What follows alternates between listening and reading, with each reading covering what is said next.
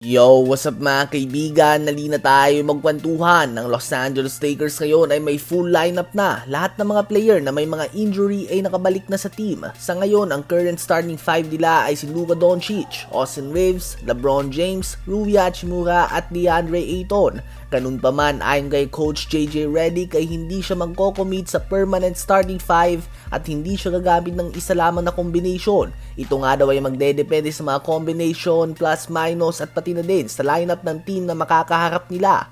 Ilan sa mga candidates na posibleng maging starter ay sila Marcus Smart, Jake LaRavia, Gabe Vincent at Jackson Hayes. Kung kailangan nga nila ng depensa ay si Marcus Smart ang ilalagay nila sa starting five instead of Rui Hachimura. Kung kailangan naman nila ng shooting and cutting ay si Jake LaRavia ito. Kung kailangan nila ng sakto lamang na depensa at shooting ay si Gabe Vincent ang gagamitin nila. At kung kailangan naman nila ng double big lineup ay pagsasabay nga nila sa frontcourt si DeAndre Ayton at Jackson Hayes. Sa ngayon ay shoe-in na nga si LeBron, Luka Doncic, Austin Reeves at DeAndre Ayton sa starting five. Si Rui Hachimura nga ang posibleng malipat, hindi dahil sa mahina at hindi magandang nilalaro niya.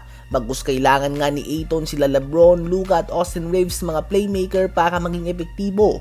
Habang si Hachimura naman ay kayang gumawa ng puntos sa mga isolation plays mula sa mid-post. Ano ba ang masasabi nyo tungkol dito? Ngayon ay tumungo naman tayo kay Chris Paul. Ang binansagang point guard ay tila ba nawalan na nga ng gana na magpatuloy pa sa basketball matapos na magkakasunod na talo ng Los Angeles Clippers. Meron nga lamang sila mga kaibigan 1 win and 9 losses na record sa kanilang last 10 games. Inanunsyo na ni Chris Paul na ito na nga ang kanyang last NBA season. Si Chris Paul nga ay halos hindi nabibigyan ng playing time sa Clippers ngayon.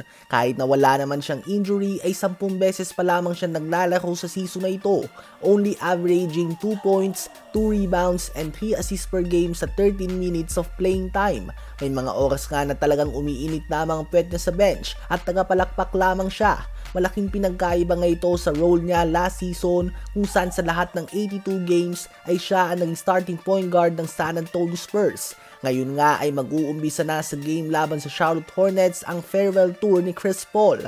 Sa kanyang 21 NBA seasons ay naging 12-time All-Star siya, 11-time All-NBA team member, 9-time NBA defensive team member, multi-time assists and steals leaders sa regular season, number 2 all-time sa assists and steals, Rookie of the Year winner, multi-time MVP runner-up, at member ng 75 greatest players of all time. Para sa isang player na most likely ay below 6 feet ang totoong tangkad, legendary NBA career nga na ipakita niya at walang duda na pasok siya sa usapan ng greatest point guards of all time kahit na hindi siya nagkampiyon. Sadyang minalas na nga talaga siya sa mga injury tuwing playoffs. Ano ba ang masasabi nyo sa naging career ni Chris Paul?